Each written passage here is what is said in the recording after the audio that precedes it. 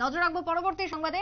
Farmers প্রডিউসারদের এবার দেওয়া হলো পিকআপ ভ্যান। বিশেষ করে আজকে রাজ্য কৃষি দপ্তরের উদ্যোগে এই সমস্ত গাড়ি প্রদান করা হয়।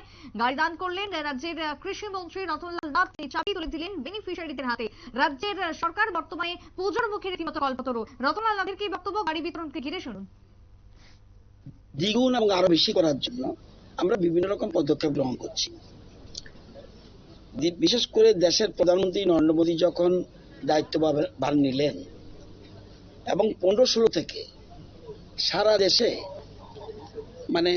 বিজ্ঞান ভিত্তিক চাষ এবং অর্গানিক চাষের উপরে বেশি গুরুত্ব দিচ্ছিল।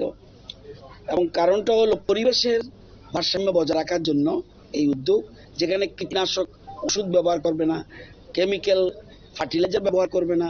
তো এটা এই অর্গানিক চাষের মাধ্যমে পরিবেশ বজায় থাকবে এবং এবং যে আইটেম হবে, যে প্রোডাকশন হবে, সেই প্রোডাকশনটা যেন একদম প্রোডাকশন থেকে শুরু করে মাঠের জমি চাষ থেকে শুরু করে একদম মার্কেটে নিয়ে যাওয়ার জন্য সকল রকম ব্যবস্থা সরকার করে দিচ্ছে। এই জন্য সার্ভিস প্রোভাইডার বলে কোটি কোটি টাকা খরচ হচ্ছে বছরে। তারা কৃষকদের আধুনিক পদ্ধতি কিভাবে অর্গানিক চাষ করবে, কিভাবে কি করতে হবে এবং কোন জিনিস লাগালে ঠিক হবে, এবং জমিটা যদিও আমাদের এগ্রিকালচার ডিপার্টমেন্টের বিভিন্ন লোক রয়েছে, আমাদের বিজ্ঞানীরা রয়েছে, সেটা প্রোভাইড করে দিয়ে তাদের সমস্ত কিছু সহযোগিতা করে দিয়ে উৎপন্ন ফসল কিভাবে মার্কেটে আনবে। যেমন আজকে গাড়িটা দিচ্ছি, এরকম গাড়ি আমরা আগে 30টা দিয়েছি গত 6 বছরে, আর এবছর এখন আবার 4টা দিয়েছি।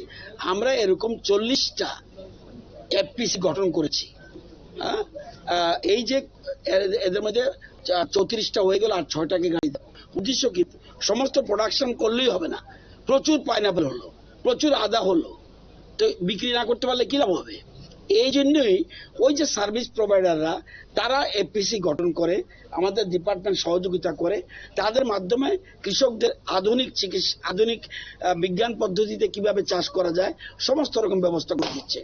এবং মার্কেটে এই যে আমরা জার্মানে আমাদের পাইনাপেল গেল, জার্মান থেকে ডিমান্ড এসছে আমরা যেন বার্ড আই চিলি অর্থাৎ ধন্যামরিচ যেটাকে বলি, এটা খুব ডিমান্ড ওখানে।